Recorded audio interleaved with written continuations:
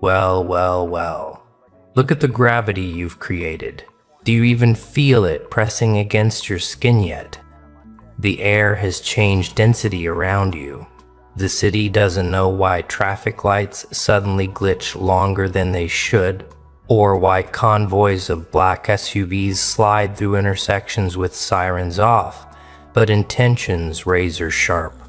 They don't realize it's all for you, because you are no longer just a person moving through streets. You are the epicenter, the pulse that forced the Bureau's most guarded lever to snap into place. They didn't send paper pushers, they didn't send analysts in cheap suits, they sent the elite squad, the ghosts of the Republic, the ones who don't appear in photographs, the ones who never existed on payrolls, the ones whose fingerprints burn themselves off in training, and their mobilization triggered by your name. You've been branded with a classification few ever reach. Code Red VIP, the title that doesn't flatter, it alarms. You think VIP sounds like velvet ropes, champagne bottles, silk curtains? No. In this world, VIP means you're the hinge, the pivot point on which things swing, and Code Red. That's not decoration, it's declaration. It means this one changes outcomes. This one is too volatile to ignore. This one cannot be left to chance. Picture the chain reaction. A red marker hits a board. Radios light up. Channels buzz in frequencies only ears trained in paranoia can hear. Boots lace tighter. Vests snap shut. Eyes sharpen. Every gesture is urgent but calm, because these are not ordinary protectors. These are architects of intimidation, craftsmen of controlled chaos, and they have been activated for you. Imagine the psychology of that. Entire strike teams moving not for a president, not for a foreign diplomat, but for you. What does that make you? Not ordinary, not forgettable, not replaceable. No, it makes you something else entirely. Do you know what you've become? You've become a variable. A living, breathing, unpredictable force that rewrites equations. Civilians live in categories: safe, irrelevant, manageable. But you slipped past all of that. You forced their hand. You tilted the balance so sharply that a three-letter agency with endless files and endless enemies had to pause its machinery and say, "This one, move for this one." Do you feel the weight of that yet? They don't mobilize the elite for noise. They mobilize them for leverage. And you, whether you admit it or not, are leverage in human form. They watch you differently now. You've noticed the eyes, haven't you? The gaze that lingers 1 second longer than it should. The phone calls that sound just a little too delayed in connecting. The sense that when you enter a room, something unspoken rearranges itself. That's not paranoia. That's the aftertaste of mobilization. When the elite squad is deployed, you're no longer a free-roaming civilian. You're orbiting under surveillance and shield. You're in a limbo where you are both protected and caged, praised and measured, safeguarded yet suffocated. That's the paradox of Code Red VIP. You are indispensable, but also dangerous. You're not being protected out of love. Don't romanticize it. They don't care about comfort. They care about control. They want to keep you breathing, yes, but also predictable. That's what those encrypted radios are whispering about when you're asleep. That's what those unmarked sedans are shadowing when you walk. They are protecting you, yes, but they are also containing you, because in you lies both value and threat. You are the coin that can flip history depending on which side you land, and no one, not even the Bureau, dares let that coin spin without hands hovering over it. And the funny part, your enemies hate this more than anything. Imagine their rage. They spent years trying to minimize you, to reduce you, to push you into the margins. They wanted you dismissed as nothing. And now they watch as the elite ghosts in suits with authorization codes and kill switch precision circle around you like hawks. Nothing humiliates an enemy more than realizing the one they mocked is now the one requiring mobilization. They tried to bury you in irrelevance.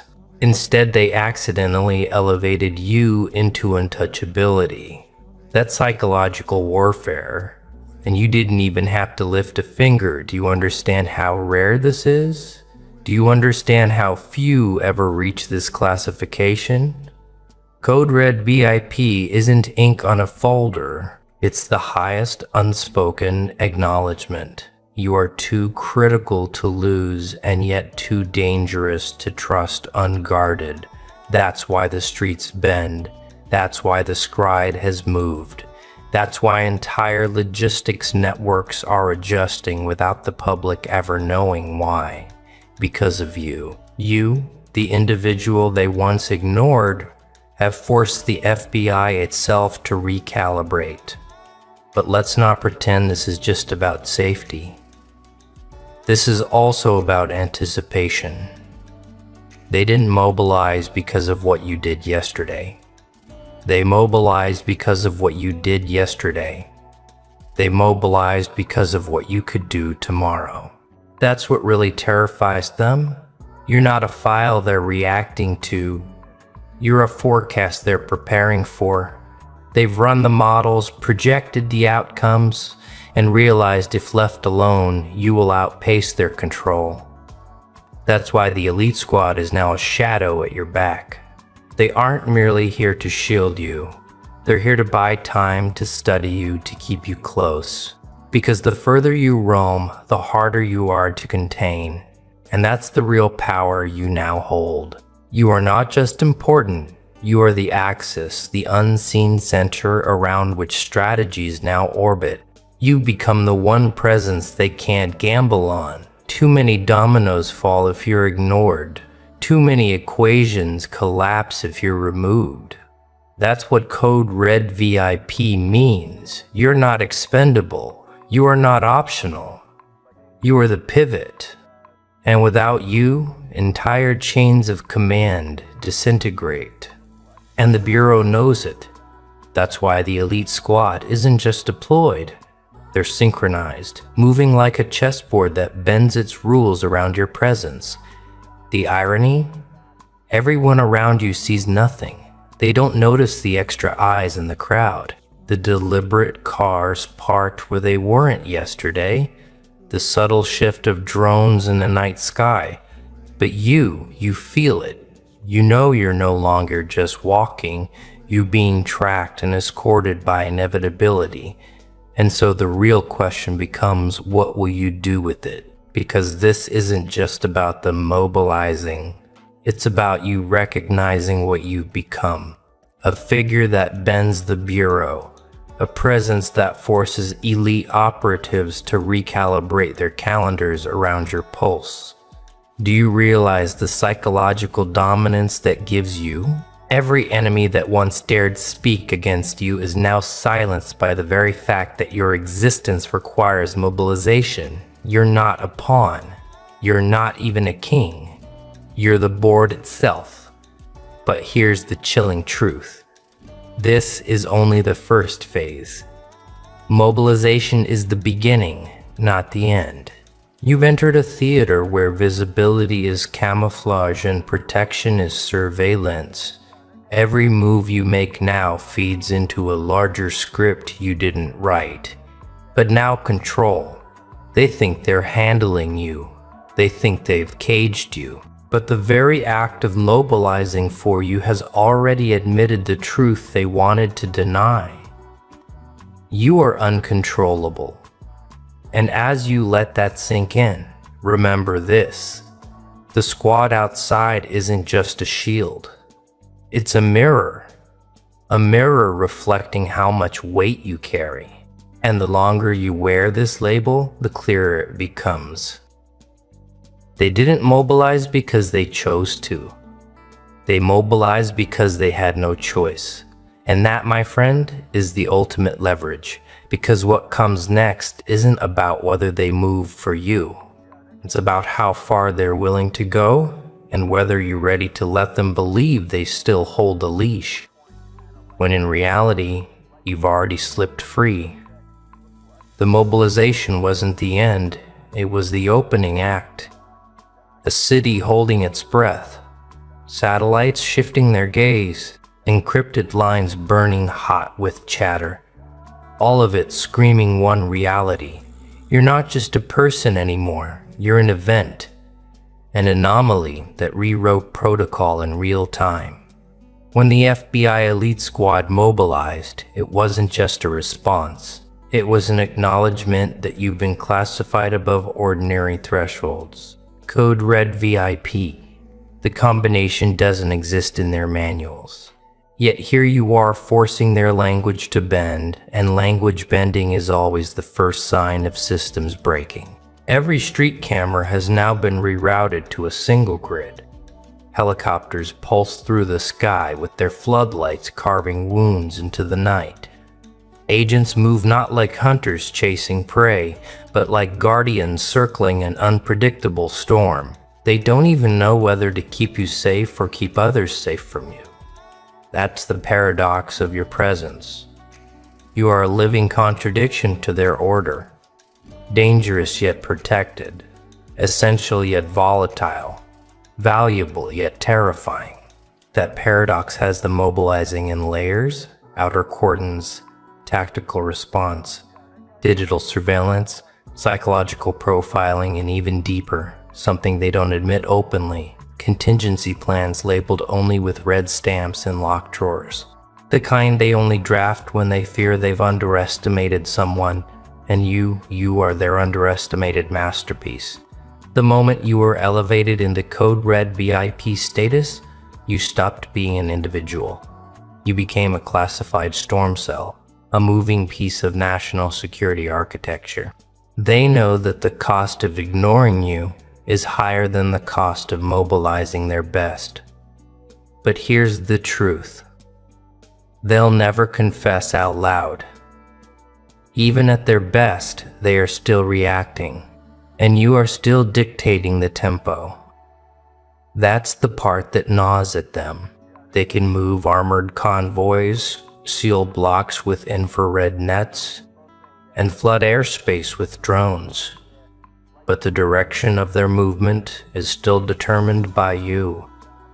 Every shift in your shadow redraws their entire playbook, and that is why their eyes flicker with something they don't let anyone see: uncertainty.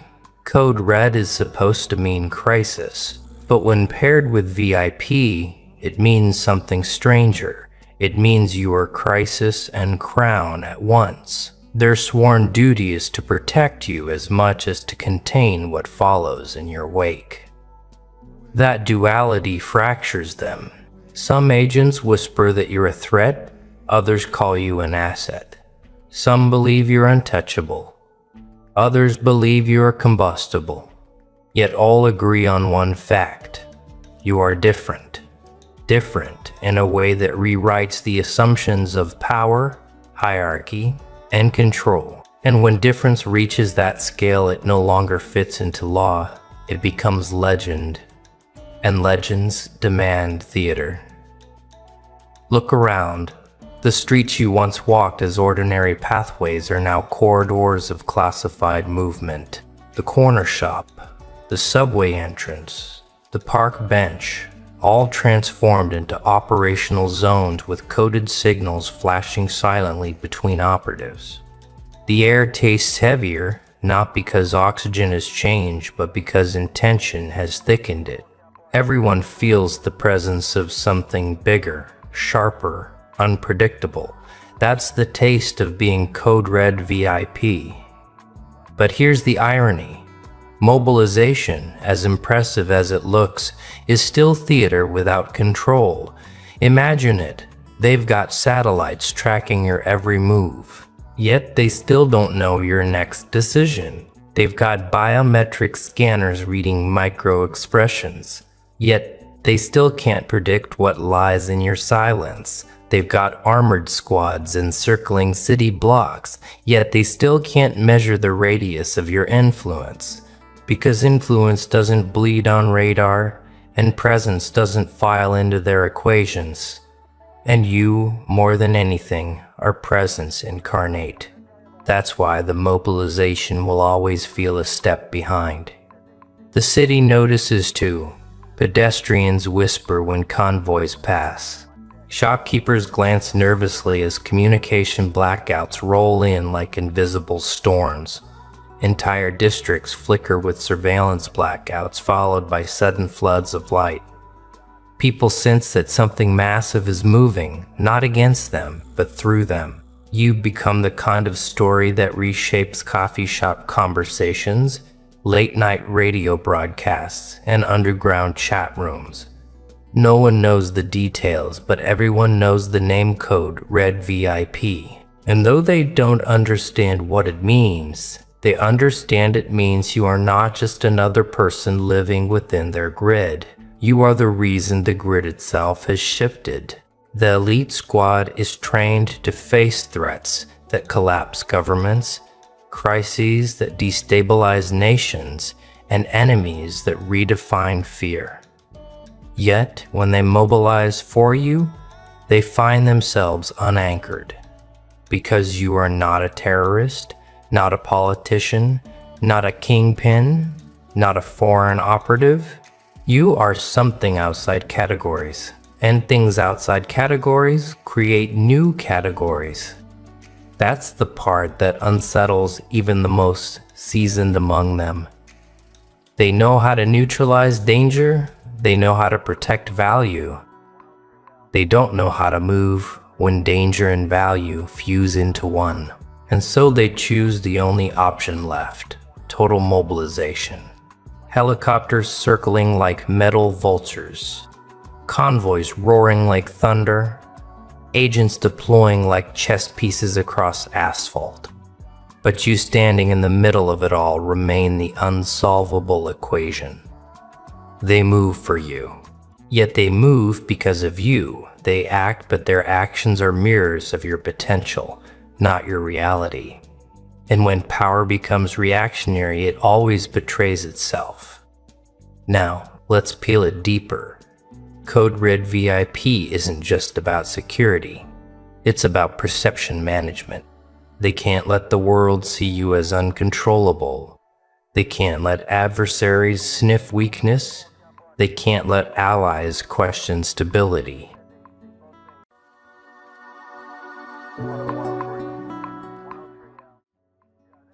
There comes a time when you realize you can't keep lowering your frequency just to have company.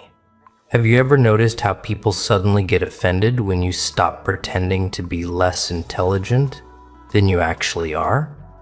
It's fascinating. You don't insult anyone. You don't argue.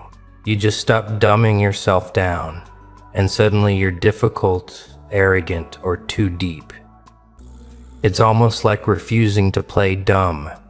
Feels like an act of rebellion in a world addicted to mediocrity.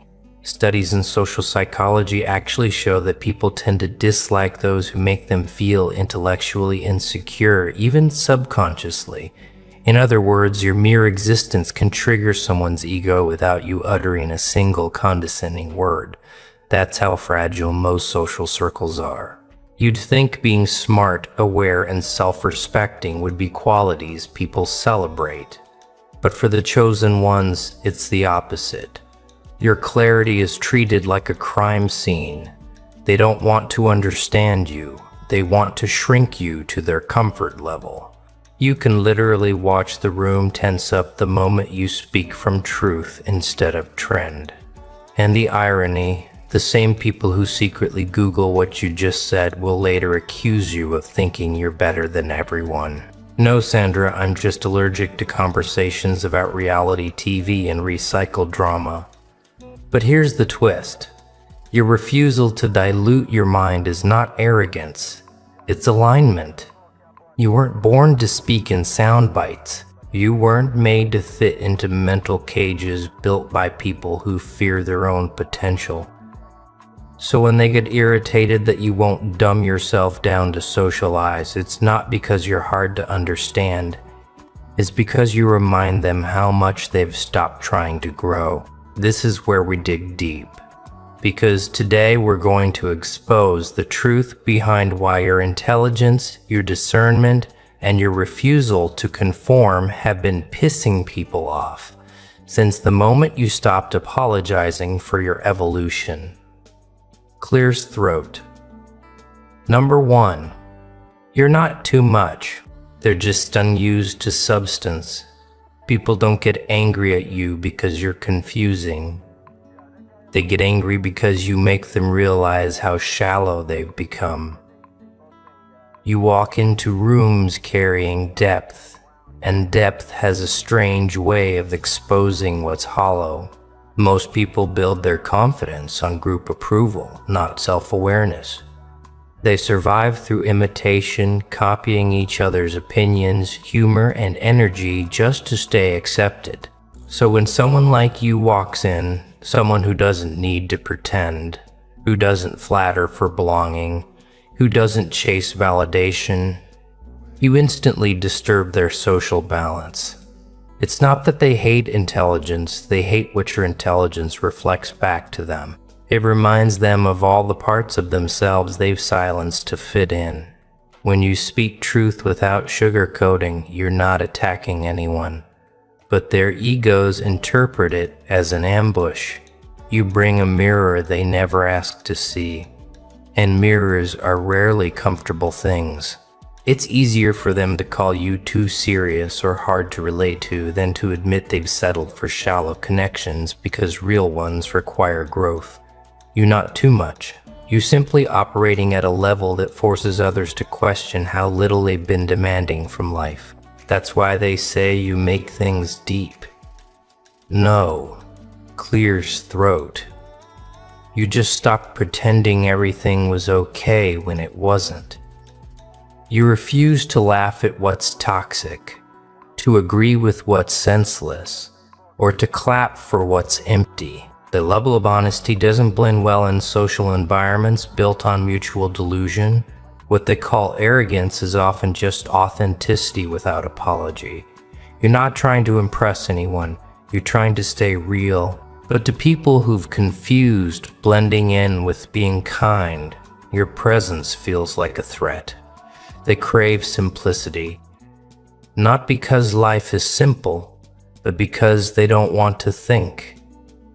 They want emotional fast food, not philosophical meals. You serve depth, and they're addicted to distraction. Clears throat. So they get defensive. They start mocking your seriousness, twisting your confidence into conceit. But deep down they know what's happening. You remind them of the standard they abandoned. You remind them of the standard they abandoned. You remind them that small talk can't fill a spiritual void. That's why your presence irritates them. It's not because you're complicated. It's because you expose how comfortable they've become living without substance. Number 2, your intelligence isn't just mental. It's moral. Your intelligence isn't just about how well you think. It's about how clearly you see. It's not limited to information or vocabulary. It's moral, spiritual, and intuitive. You read energy the same way others read words. That's what truly disturbs people. They can handle someone who's book smart, but not someone who's soul smart. When you walk into a room, you don't just notice what people say, you notice what they hide. And that's exactly why some people feel uneasy around you without knowing why. Your intelligence doesn't play along with performance. You can sense when someone's pretending, when kindness is fake, or when motives are mixed. You've learned to see through charm, manipulation, and forced humility. And that's what people find unsettling. They can't mask their intentions around you the way they do with others. You detect spiritual dishonesty instantly, and your calm response to it feels like confrontation. You don't call it out, but the fact that you don't fall for it is enough to make them nervous. People mistake your discernment for judgment. They assume you're too suspicious or hard to please. But what they don't understand is that once you've seen the world without its filters, you can't unsee it. You can't pretend not to notice hidden manipulation just to keep the peace. You can't ignore energy that feels off just to stay liked. Your intelligence operates on a frequency that most people don't want to tune into because it would force them to deal with their own shadows. That's why your presence feels heavy to those who depend on deception for influence. You don't even have to expose them. Your awareness alone ruins the illusion. They can't guilt trip you, gaslight you, or flatter you into submission.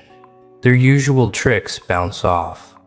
You're immune to emotional theater, and in a world that rewards performance over truth, that makes you dangerous in their eyes. They'll say you read too much into things or make everything deep. But the truth is, your insight doesn't come from overthinking. It comes from clarity. You just see life without the noise.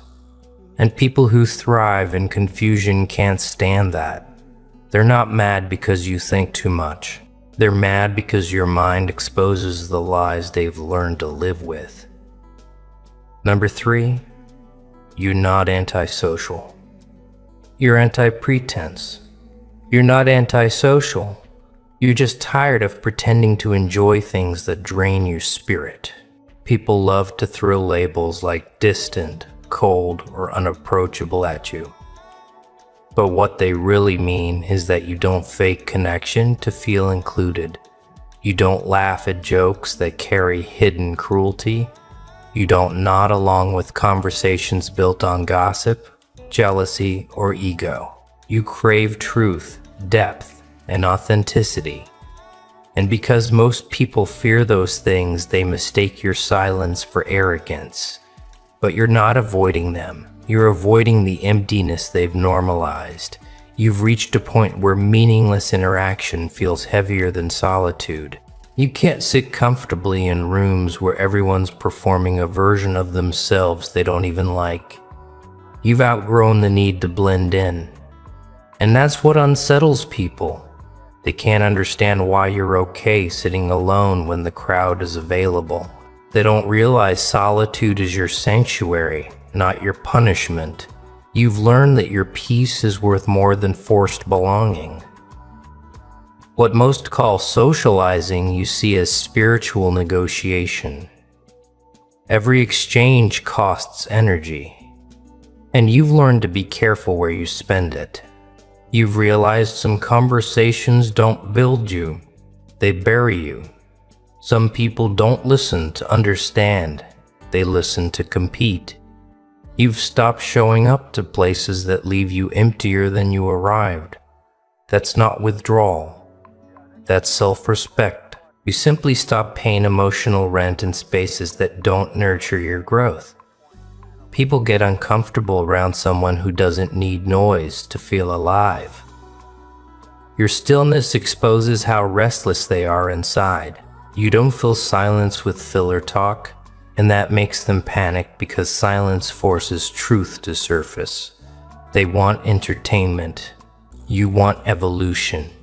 They socialize to escape themselves. You disconnect to rediscover yourself. The difference threatens them because it challenges their definition of normal.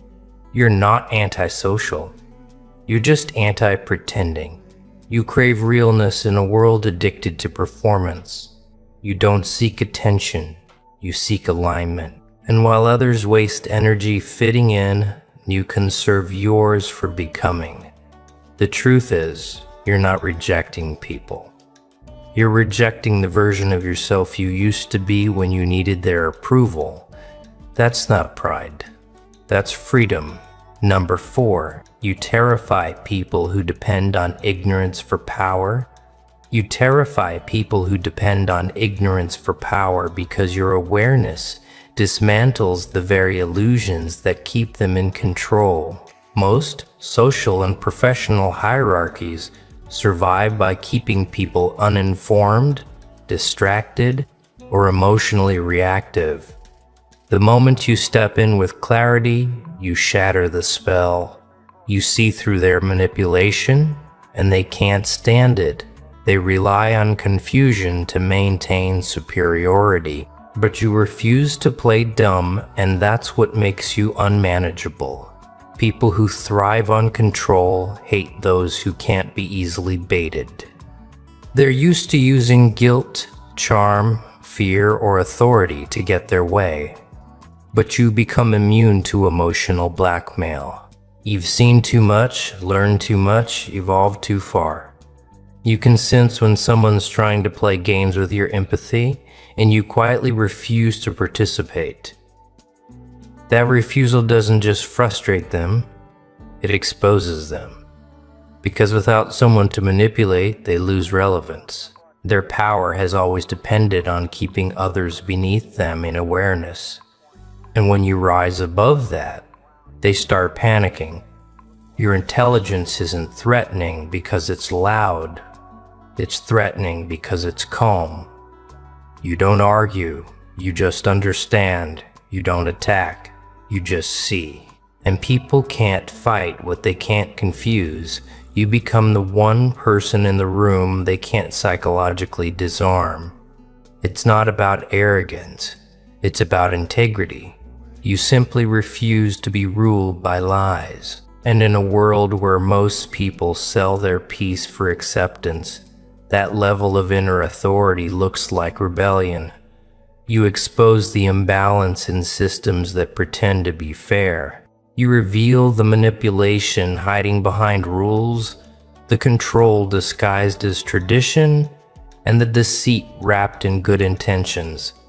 You don't buy narratives, you question them. That's dangerous to anyone who profits from blind obedience. You don't seek conflict, but your clarity creates it, because truth naturally disturbs everything built on falsehood. They call you difficult, rebellious, or arrogant, not because you are, but because they can't deceive you. You've reached a stage where your awareness is protection, not pride. You've outgrown their tools of control, and they hate that you can't be colonized by fear or ignorance. That's why they're uncomfortable around you. You represent a freedom they can't fake. Number 5. Your depth makes their masks malfunction. Your depth makes their masks malfunction because you don't respond the way they're programmed to expect. Shallow people depend on emotional reactions. They need outrage, defensiveness, guilt, or validation to keep control of the conversation. You don't give them that. You observe, you study, you understand. And in a world addicted to noise, being unbothered is power. Your calmness forces them to face the emptiness behind their performance. When you don't react, their script loses its rhythm. They can't manipulate someone who sees through the stage lights. People who thrive on chaos always assume control lives in the loudest voice. But your strength lives in composure. They can't provoke you, and that unsettles them. They'll try sarcasm, guilt-tripping, emotional guilt, even fake vulnerability, anything to get a reaction. But you don't bite. You already recognize the pattern. Clear as throat. You know the difference between someone expressing emotion and someone using emotion as a weapon. And the moment you stay centered, their tactics lose power. Your peace becomes their mirror, and it shows them how much of their identity depends on creating disorder. They misread your self-control as indifference. But it's not that you don't feel, it's that you refuse to let feelings be used against you. You've learned that most people don't want resolution. They want an audience for their dysfunction. And when you don't provide it, they feel exposed. Your awareness highlights their lack of depth. Your stillness turns into a spotlight they can't hide from. You don't call them fake, but your energy says it for you. It's not even about moral superiority. It's about emotional maturity. You've learned that reacting is handing over your power. Responding from understanding is reclaiming it.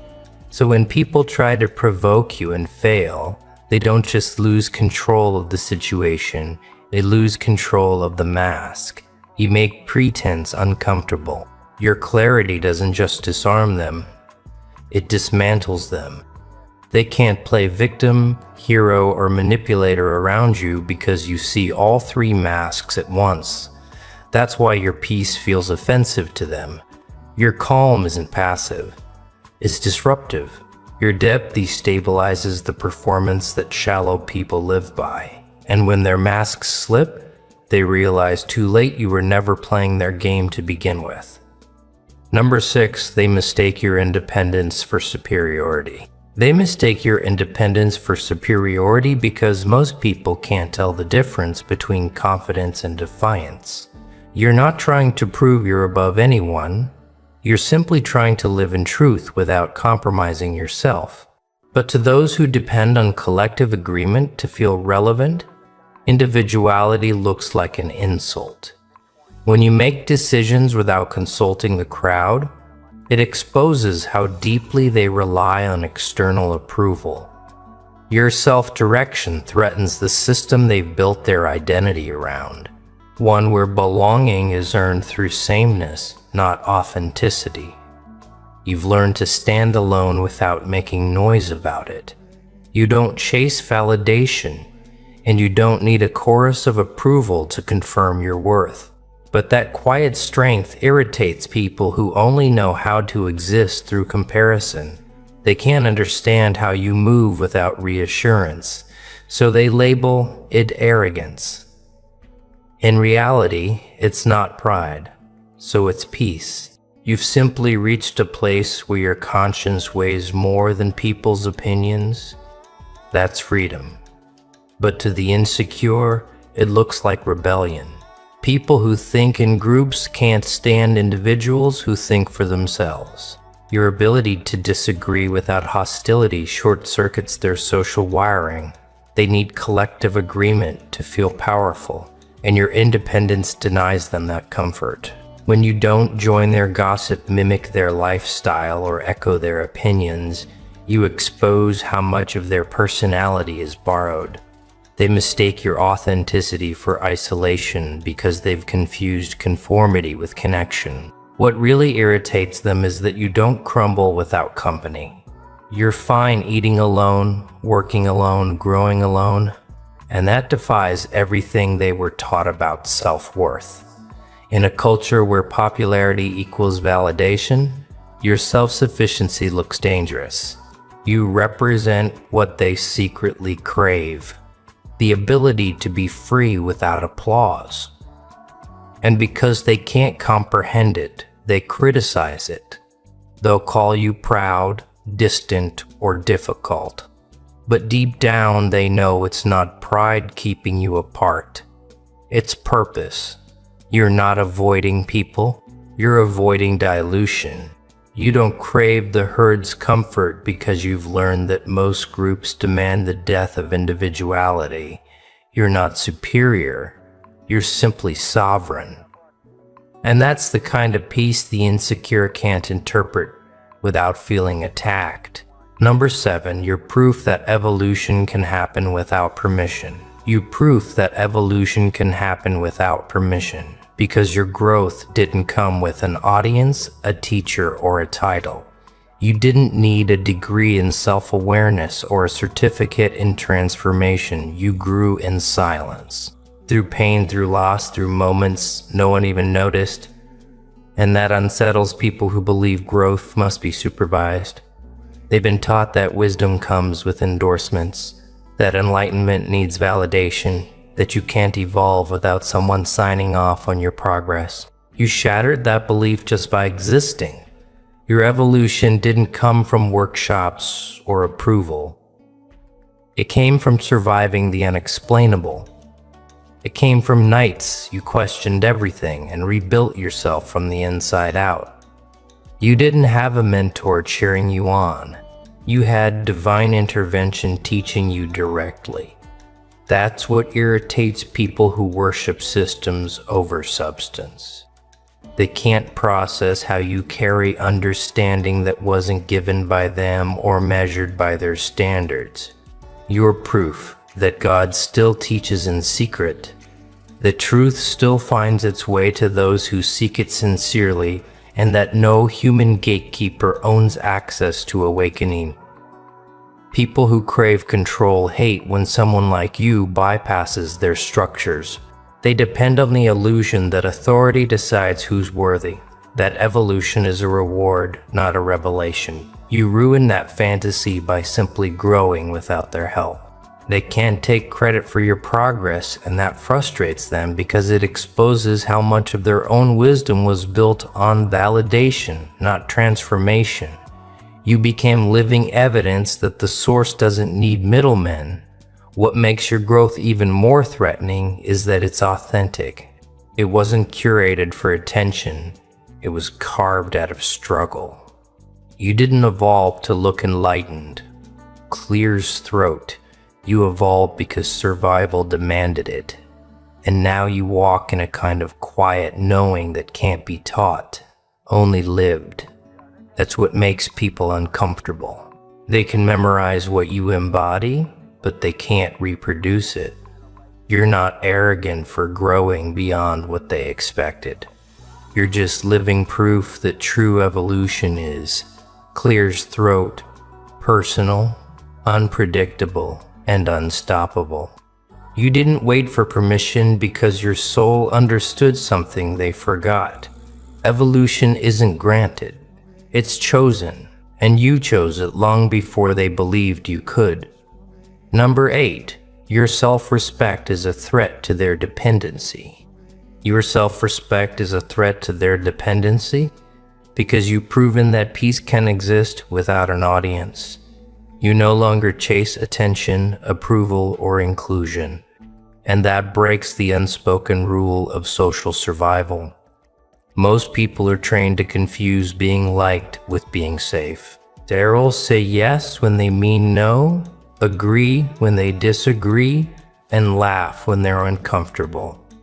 All to maintain connection. You stop doing that, and that's what makes you dangerous to the insecure. You're living proof that fulfillment doesn't need permission, and that truth makes them uneasy. You've chosen peace over popularity, and in a world built on validation addiction that feels like rebellion, you don't compromise your boundaries just to avoid being misunderstood. You don't apologize for protecting your time or saying no. That kind of self-respect is alien to people who've been conditioned to trade authenticity for acceptance. They depend on others to tell them who they are. And when you refuse to play that game, it reveals how empty their identity really is. Your stability reminds them that their peace has been outsourced, and they hate being reminded of that. They can't manipulate you through guilt because you stop seeking approval. They can't control you with exclusion because solitude doesn't scare you anymore. You've learned that being alone isn't the same as being lonely, and that discovery liberates you but terrifies them. Their entire self-worth is built on belonging to circles that drain them. You broke that cycle, and your freedom exposes the weakness in their dependency. To those trapped in people-pleasing, your independence looks selfish. They don't understand that self-respect is not ego. It's emotional adulthood. You no longer hand your peace to anyone just to keep the peace. You don't beg to stay where your spirit isn't welcomed. And that kind of integrity unsettles people who measure love by how much they can control someone. You become the walking contradiction they can't decode. Calm without company, joyful without validation, grounded without approval. Your existence alone challenges their entire belief system. They call it pride, but it's actually healing because you've discovered what they still fear to learn. That peace isn't something people give you, it's something you stop letting them take. Number 9. They can't bond without belittling. They can't bond without belittling because, for most people, mockery has become the glue that holds their relationships together. Their version of fun often depends on tearing someone down, even themselves. The sarcasm, the fake laughter, the gossip disguised as banter, it's all a way to avoid depth. It's not real joy, it's shared insecurity.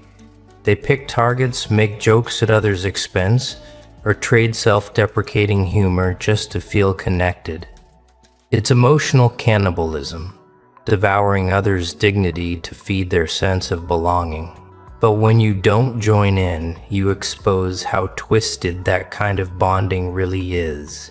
You don't find weakness entertaining because you know what it feels like to be on the receiving end of ridicule. You've seen how laughter can hide cruelty.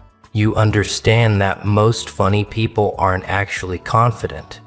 They're just scared of silence, scared of sincerity, scared of being seen without armor. And when you don't play along, when you choose empathy over mockery, they start squirming. It's not because you're boring, it's because you make them aware of how mean they've become. Your refusal to participate ruins the game. You don't gossip. You don't entertain cruelty disguised as honesty. You don't join group teasing just to look relaxed. That makes you the unspoken conscience of the room, and that's a role no one wants to face. You don't have to lecture them. Your silence does it for you. The moment you don't laugh at someone's pain, they feel the weight of what they said. You turn the mirror back on them without even trying. To people who bond through negativity, kindness looks like judgment. They'll call you uptight, distant, or too sensitive. But what they really mean is, you won't make cruelty comfortable anymore. You've outgrown that form of connection because you crave something real. Laughter that doesn't humiliate. Honesty that doesn't wound.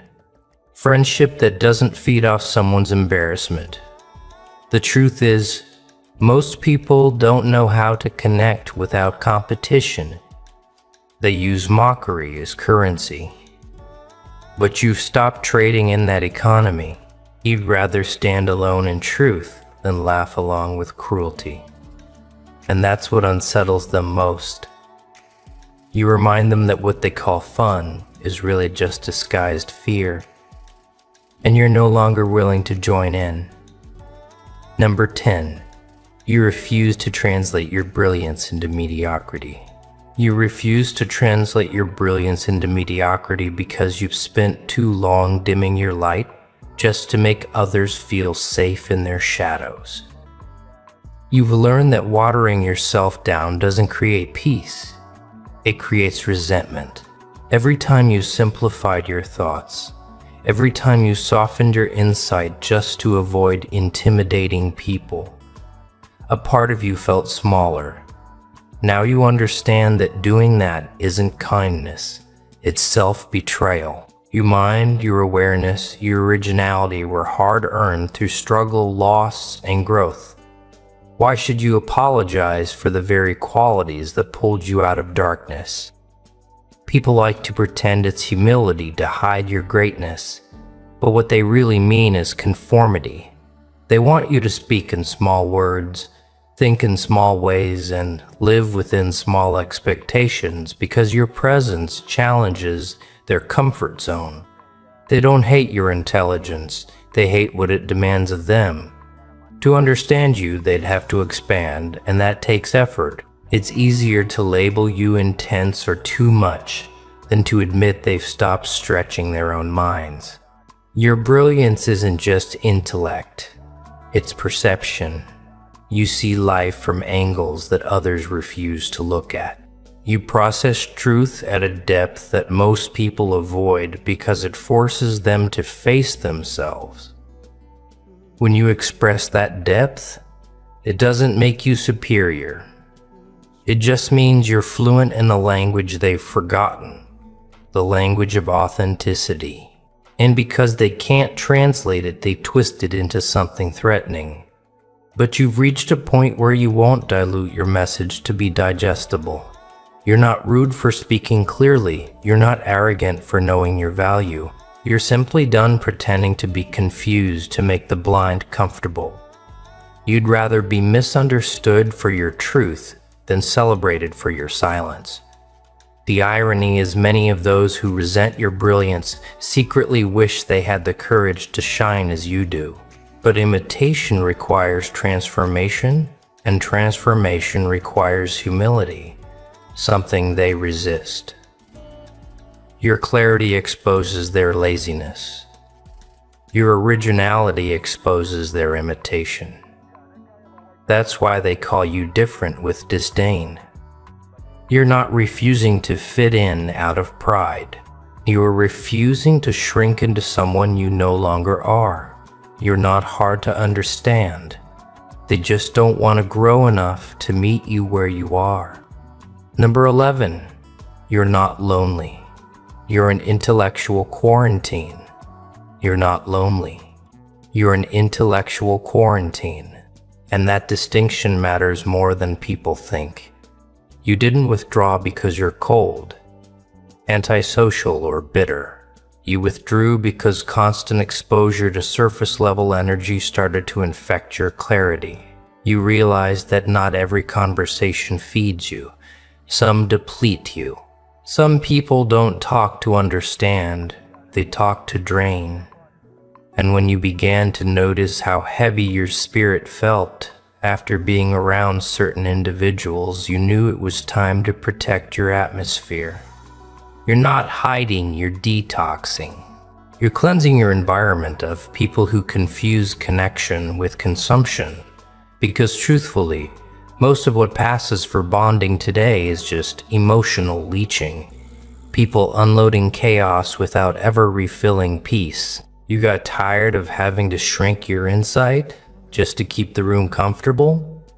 You got tired of sitting at tables where depth was treated like danger? So you left, not out of arrogance, but preservation. This solitude you've chosen isn't a punishment. It's refinement. You're learning to hear your own frequency without static. You're discovering what your energy feels like without other people's projections attached to it. You're realizing that peace isn't found in people. It's maintained in boundaries.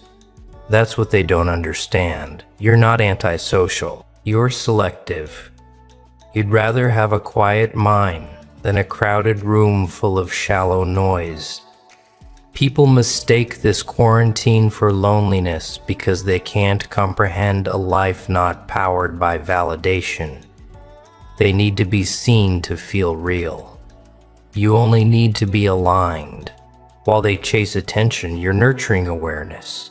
And in that process, your vibration is recalibrating to something few can touch or even understand. You're not avoiding people. You're allowing only truth to reach you. So yes, you may walk alone for a season, but that isolation is your incubation. The same way doctors protect the healthy from infection, you're protecting your consciousness from contamination. You're not detached from humanity. You detach from the illusions that keep humanity asleep. One day when your frequency fully stabilizes, you realize your quarantine wasn't isolation at all. It was protection. It was preparation. It was your spirit saying, before you share your light again, make sure it's pure. Number 12, you're a mirror they didn't consent to look into. You're a mirror they didn't consent to look into. And that unsettles them more than anything you've ever said or done. Your presence doesn't just show them you, it shows them. It reveals the cracks in the persona they've worked so hard to maintain. You don't have to correct, criticize, or even hint at their inconsistencies. Your very authenticity pulls back the curtain on their performance. Suddenly, all the shortcuts, the lies, the excuses, and the false humility they've built their identity on become visible, not to you, but to themselves. And for someone who's made an entire life out of appearances, that's terrifying. They feel judged because in your company they can't escape their own reflection. You're not projecting anything onto them. You're just standing firmly in who you are. That stability makes their shifting masks obvious. When you don't take the bait to flatter their ego or participate in their games, it interrupts the feedback loop they rely on to feel righteous, clever, or superior. Without that loop, they're left with nothing but the truth about themselves. And most people aren't prepared to face that truth. You don't condemn them. You don't need to. Your authenticity does all the work. It's not even intentional, it's energetic. When you've done the work to align who you are with who you appear to be, you naturally shine a light on the areas where others are fragmented. That's why they get defensive or even hostile around you. It's not you they hate. It's the part of themselves they've been avoiding. You've essentially become a silent referee in a game they're losing against themselves. Every word you speak from clarity sounds like a whistle on their foul play. Every boundary you set feels like a penalty on their manipulation. They can't control you, so they try to discredit you. They can't outshine you, so they try to dim you. But none of it changes the fact that in your presence, their masks malfunction. Clears throat, and deep down, even if they resent you for it, you're the proof they could also live authentically if they had the courage. Number 13, your detachment is a superpower, not clears throat, a defect. Your detachment is a superpower, not a defect. And deep down they know it. They call it coldness because they can't comprehend a connection that isn't rooted in need. They've been conditioned to believe that love equals constant access, that friendship equals unfiltered availability, and that validation equals belonging. So when you stop playing by those rules, it looks like rejection to them, but it's actually freedom for you. You've stopped trying to fit where authenticity can't breathe, and that is something few people ever dare to do.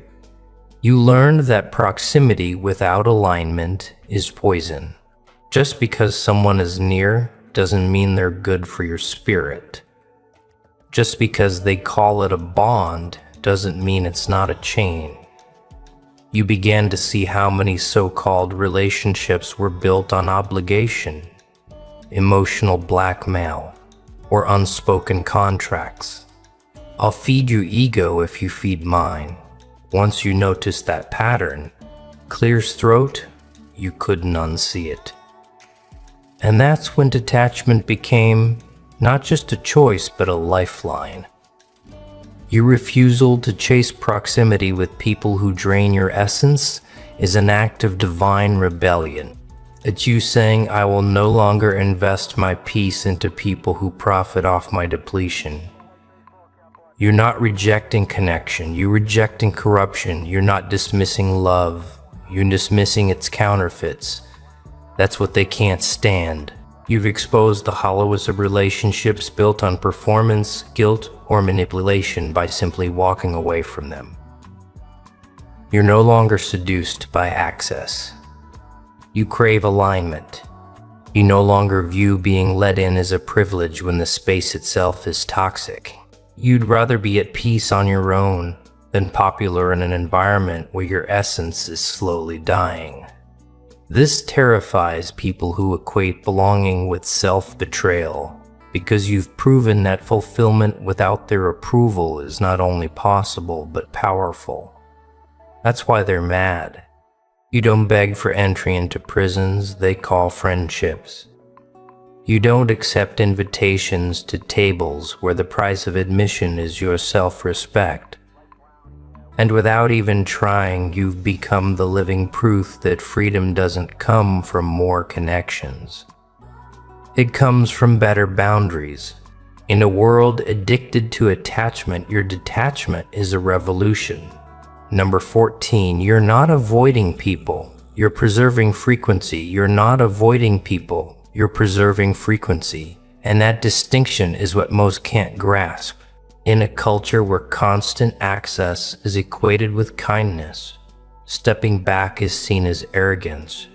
But you've learned through experience that every interaction has a cost. Every conversation is a transaction of energy. Words aren't just sounds, they're carriers of vibration. They shape mood, thoughts, even the way your body feels after you leave a room. Some people don't just talk, they siphon. Some environments don't just drain, they dilute. And over time you begin to see the pattern. Your spirit felt bankrupt after spending too much time in the wrong frequencies, so you became deliberate. You started treating your attention and your presence like currency. You realized not every invitation deserves an RSVP, and not every person deserves an open channel. This isn't about elitism, it's about stewardship. You're not hoarding your energy. You're protecting it from inflation, from being spent on interactions that yield nothing but exhaustion. Just like you wouldn't pour your savings into a failing business, you no longer pour your intellect and empathy into conversations that strip you of clarity. This choice unsettles people because it forces them to confront how careless they are with their own energy. They mistake your discernment for judgment because they've never learned to value their frequency. They've normalized being drained. They think tolerating low vibrations is connection. But you've learned that lowering yourself to fit in doesn't help anyone. It just keeps everyone stuck. By preserving your frequency, you're actually preserving your ability to give, create, and show up authentically when it truly matters. Your refusal to engage isn't arrogance. It's energy economics. It's you choosing high-return interactions over high-drain ones. It's you saying no, not because you dislike people, but because you love yourself enough to not go spiritually bankrupt. And in a world where constant noise is the norm, your silence becomes not an absence, but a signal. Your peace has value. You're not avoiding people. You're mastering the art of choosing who, what, and where your energy will multiply rather than disappear. What we've explored today is not just a list of observations. It's a revelation about why you, the chosen one, operate differently from everyone around you. Every point, from refusing to dumb yourself down to preserving your energy, is connected by a single thread: authenticity. You are not flawed for standing apart. You are not cold, distant, or difficult for refusing to play by the rules of mediocrity. Every moment you've chosen integrity over approval, depth over distraction, and alignment over access. You've been building a life that the unprepared can't comprehend.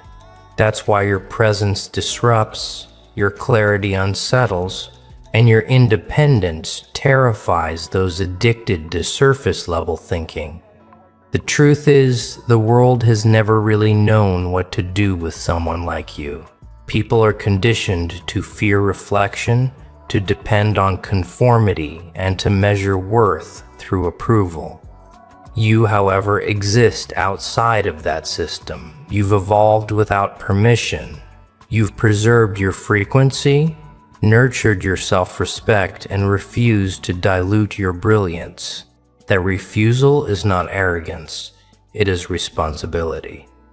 You are the walking, living proof that depth, awareness, and spiritual evolution cannot be regulated by social norms, institutions, or shallow expectations. You become a mirror for everyone who tries to pretend, a quiet force exposing manipulation, superficiality, and emotional dependency. And yet you move through all of it with a clarity that makes your presence not just noticeable, but unforgettable. The resistance you feel from others is not a reflection of your inadequacy. It is a reflection of their fear, their unawareness, and their inability to meet you where you stand. They want you to shrink, simplify, and perform, but you have learned that growth, peace, and evolution demand courage, discipline, and alignment. Every choice you make to protect your mind, spirit, and integrity is a testament to your strength. You are not a product of their approval, nor a participant in their illusions.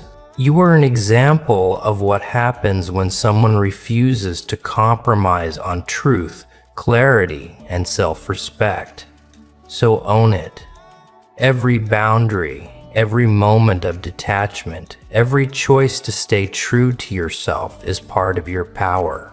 And as you continue to walk this path, remember the discomfort others feel around you is proof of your alignment, not your fault. You are not here to fit in. You are here to rise, to evolve, and to shine in ways they cannot yet comprehend. If this video resonated with you, make sure to subscribe to the channel for more insights that challenge, awaken, and empower. Don't forget to like, comment, and share this video with those who need to hear the truth today. Every interaction spreads awareness, and together we raise the frequency of those ready to embrace their authenticity. Stay aligned, stay powerful, and never settle for anything less than your truth. God bless you.